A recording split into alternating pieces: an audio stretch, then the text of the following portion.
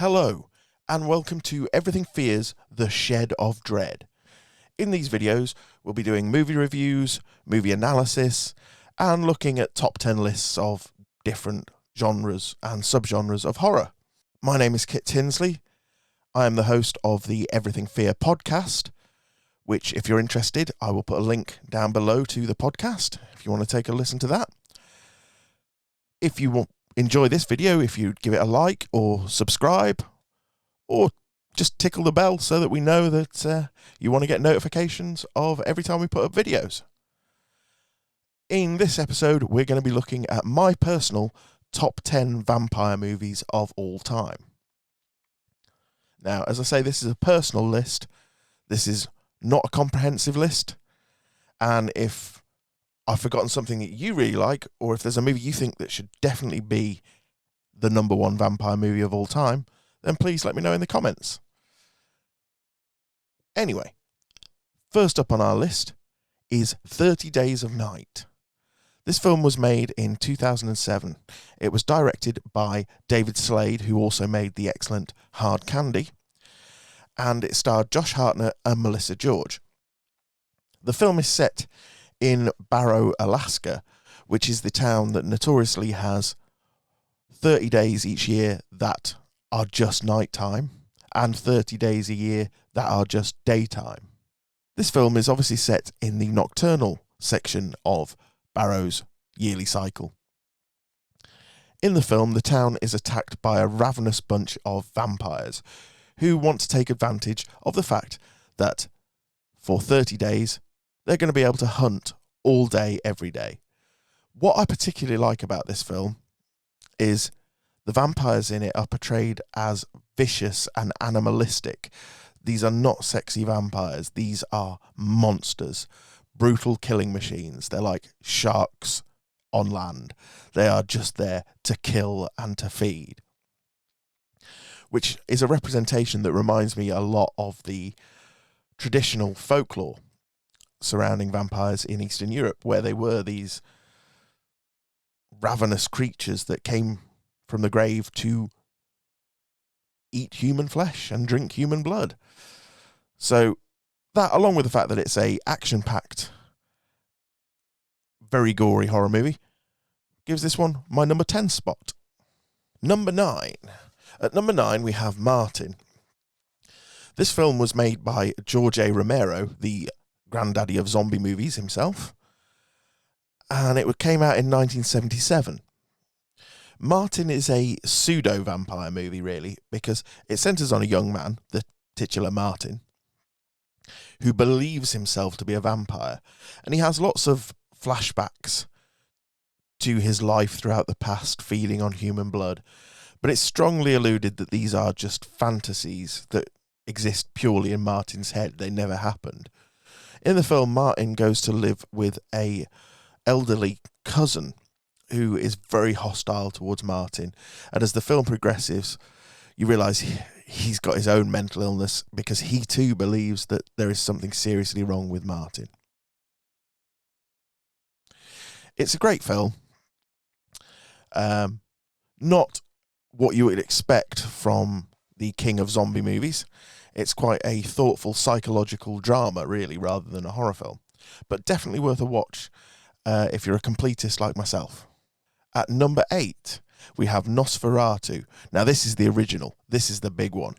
This was the first ever adaptation of Bram Stoker's Dracula, albeit an unofficial one.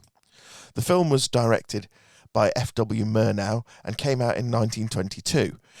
It's most notable for Max Schreck's performance as Count Orlok, the Dracula replacement, because they didn't want to use the name because they didn't want to get sued, even though they did, which there'll be more on that later. But Schreck, his image as this feral rat-like creature with long fingernails, a hooked nose, and the front-pointed teeth, it's very rat-like, has become iconic within the horror genre. Of course, Tobe Hooper used it in his film version of Salem's Lot. Now, as I say, the film was unofficial, and Stoker's widow did sue about the film and its copyright breach. And she won, and she ordered that all copies of the film were destroyed. Luckily, some survived, so we still get to see this masterpiece today. 7. Next up, we have Kronos. Now, Kronos came out in 1993 and was the first film by Guillermo del Toro, who, of course, has gone on to do wonders in genre cinema with films like Pan's Labyrinth and Shape of the Water, Blade 2, Hellboy, to name but a few. Not to mention, like this one, his Spanish language films that are outstanding as well, like The Devil's Backbone. And Pan's Labyrinth, of course, is a Spanish language film. Kronos is another pseudo-vampire movie.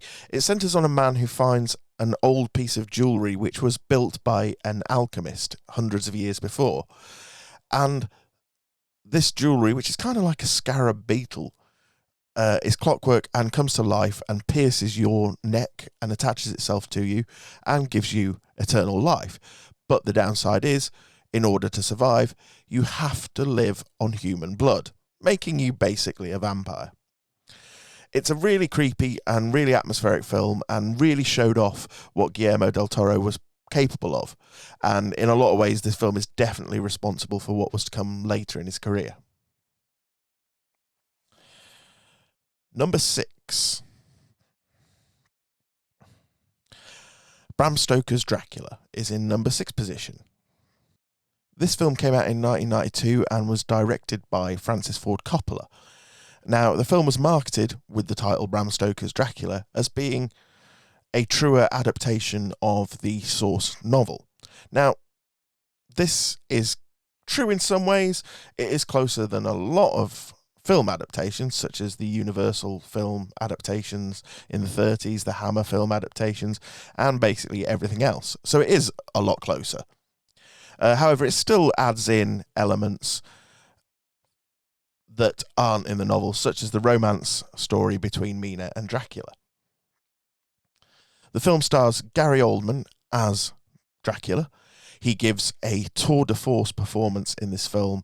Gary Oldman is brilliant. He really breathes new life, for want of a better way of putting it, into the old Count. It's a very different performance, very measured. He's almost a anti-hero in this film. He's a victim as much as a monster. The film also stars Winona Ryder as Mina Harker, Anthony Hopkins in full scene-chewing mode as Abraham Van Helsing, the Count's nemesis. And in this film, Van Helsing is basically portrayed as mad and brutal and dangerous, perhaps not more so than Dracula himself, which is an interesting way of putting it. The film also stars Keanu Reeves. Now, I love Keanu Reeves when he's cast in the right film, but this one, he definitely wasn't. This one, he perhaps should have sat out. His accent throughout the film, which is supposed to be English, is all over the place. And yeah, he's not a good fit as Jonathan Harker, but a noble effort. Now, the film is far from perfect. It has a lot of continuity errors that I don't know how they weren't picked up, to be honest. But it is a visually striking film and probably the best adaptation in recent years of Dracula.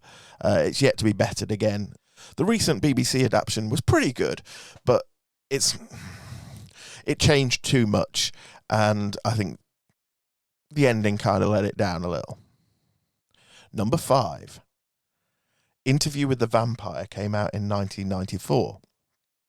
The film is based on a 1974 novel by Anne Rice of the same title. And it took 20 years for the film to get to the screen because Rice is so precious with her characters. The film was written by Rice. She wrote the screenplay for this film, and it was directed by Neil Jordan. It stars Tom Cruise, Brad Pitt, and Antonio Banderas. Now, Tom Cruise was cast as Lestat de Liancourt, much to Anne Rice's dismay. As far as she was concerned, he was completely the wrong fit for the role. However, when the film was released, she changed her mind. After seeing his performance, she took out a full-page ad in the Hollywood newspapers praising Cruise's performance in the film and basically saying how wrong she was to have doubted his ability. And it is one of Cruise's greatest performances. We often see Cruise in these action movies playing basically the same role, but what we forget is when he is given a good role, he really throws himself into it, and he certainly does with Lestat. It's an outstanding performance. The film also features Brad Pitt as Louis, who, now, I don't think this is a problem with Pitt's performance because he is playing Louis as he is written, but Louis is such a boring character. He's so depressing. The guy hates being a vampire. He wants to be human. He wants to be dead. It's just a dull character, really, but he's a good counterweight for Lestat, and the film focuses on the differences between them and their relationship and how it develops over the centuries. It's a great character study of vampires, and the film is head and shoulders better than the lackluster sequel Queen of the Damned, which skirts its source material very, very loosely and changes so much stuff. It's unreal. And it's basically, as far as I'm concerned, is a extended music video for Jonathan Davis of Korn. Number 4. In the 4th spot, we have The Horror of Dracula, the 1958 Hammer Films production, starring Peter Cushing as Van Helsing and Christopher Lee as the titular count. This film followed on the heels of Hammer's The Curse of Frankenstein, which was the first film to really use Technicolor in a horror movie to exaggerate the bloodshed. And this carried on and was extended upon with The Horror of Dracula. They also added a lot of sexuality into this one. Lots of heaving bosoms in bodices, and we have Christopher Lee, who is probably the first sexy vampire ever on film. I know there's a lot of Bela Lugosi fans out there who would argue different, but Lee was much more handsome, suave, sophisticated, charming, and had a raw sort of magnetism to him that he brought to the role. It is easy to see why his victims fell for him, as they did. The film was directed by Terence Fisher, and is still a masterpiece to this day. It differs greatly from Stoker's novel, but it also differs from the 1931 Universal movie. It's a completely different take on Dracula. It's a rip-roaring adventure, and as great as Lee is, a lot of credit also has to go to Cushing, whose Van Helsing is like a proto-action hero. He's very brave, very adventurous, very dashing. Yeah, great film. Now we get to the top 3, which all come from the 80s. Now, this could be because the 80s is responsible for the best movies ever. Certainly in the horror genre, maybe. Although I'm a fan of a lot of 70s horror.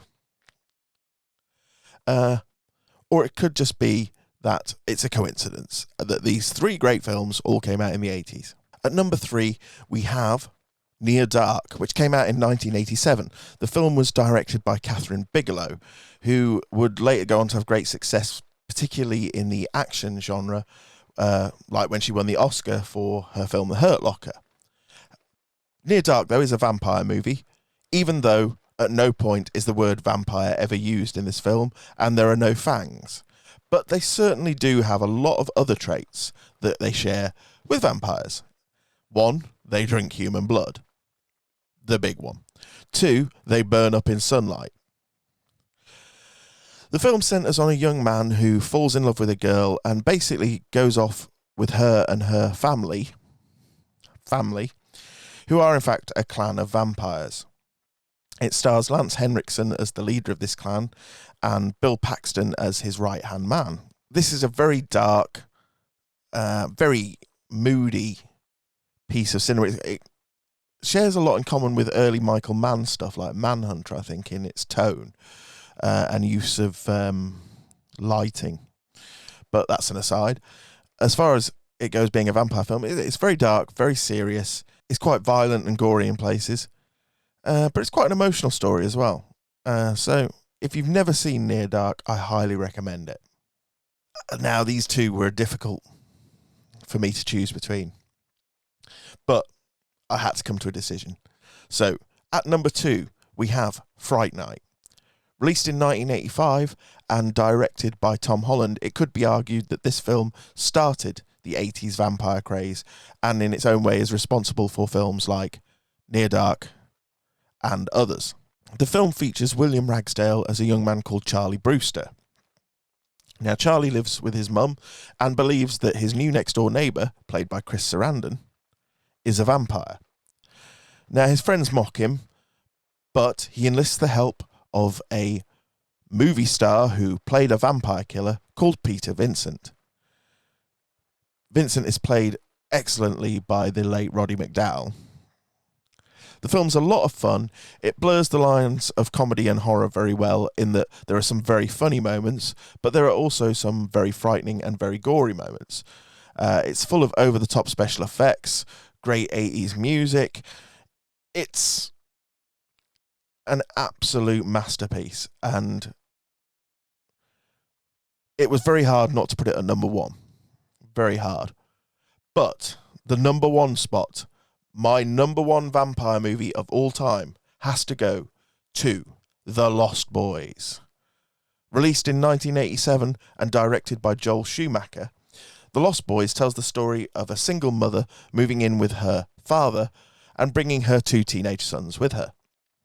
The boys meet, respectively, a beautiful young girl and a pair of comic book store working mercenaries who hunt vampires. They're teenagers as well. You see, the beautiful young girl is in fact part of a vampire clan led by the nefarious David, who is played brilliantly by the bleached blonde Billy Idol haircut sporting Kiefer Sutherland in this movie. Everything about this movie is great. Yes, it's very 80s. The fashion is incredibly 80s. The music is very 80s. But it's also all brilliant. It's so well put together and is a reminder of what a great filmmaker Joel Schumacher is. Yes, no one likes what he did to Batman, or if you do, you're wrong. But films like The Lost Boys and Falling Down show what a great filmmaker Schumacher is. And this film was originally intended to be done by Richard Donner, who produced the film. But he'd just come off The Goonies and decided that the script was too similar, because in the script, it was a group of younger kids and younger vampires that were in conflict. So Donner felt that it would be very much the Goonies meet vampires. So he passed it over to Schumacher to direct, and he just produced. Schumacher wisely moved the age of the central characters up, and therefore the audience, and created what is possibly the greatest teen movie of the 80s. And that's saying something, because there are a lot of great teen movies of the 80s. But for me, The Lost Boys is the best vampire movie and the best 80s teen movie. Well, I hope you've enjoyed this video. And as I say, if you agree with my list, disagree with my list, think there's something I missed, please let me know in the comments. And if you enjoyed the video, then please subscribe and tap on the bell icon to get notifications of when we next post. If you want to check out Everything Fear, the link is down below. I've also put links to all the movies. If you haven't seen them or want to buy them, if you've forgotten about them, then please use the links below. Anyway, until next time, stay scared.